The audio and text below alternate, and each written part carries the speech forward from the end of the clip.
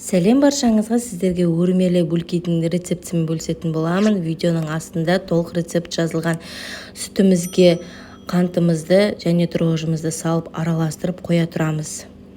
Ыдысымызға сары майымызды салып, қантымызды салып, миксерлеп аламыз. Одан кейін 2 жұмыртқамызды салып, тағы да миксерлейміз.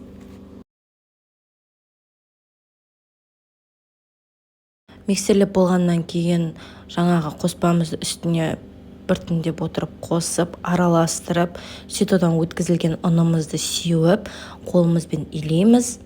Қолға жабыспау керек тестіміз.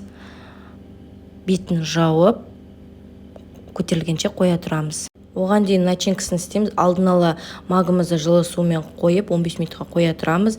Одан кейін суымыздан ажыратып алып, ыдысымызға салып, одан кейін грек жаңғағын блендерден өткізіп, және қантымызды салып, бәрін араластырамыз. Тестіміз көтеріліп, оны 4 бөлікке бөлеміз.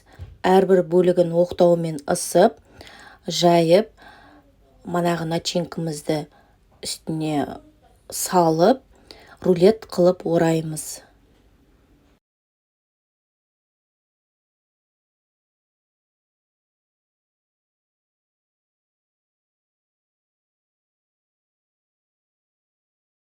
Рулет қылып орағаннан кейін пышағымызбен қақ ортасынан бөліп, тестімізді өреміз. Осылайша 4 бөлігіміздің тестіміз дайын болып шығады. Алдын ала пешімізді қыздырып, 180 градуста 35 минут пісіріп аламыз. Пешімізден шығарып, үстіне сиропты жағып шығамыз. Одан кейін дайын болды. Сіздерді жасап көріңіздер, өте дәмді, ерекше болып шығады. Ас болсын, менің каналыма тіркелуді ұмытпайық.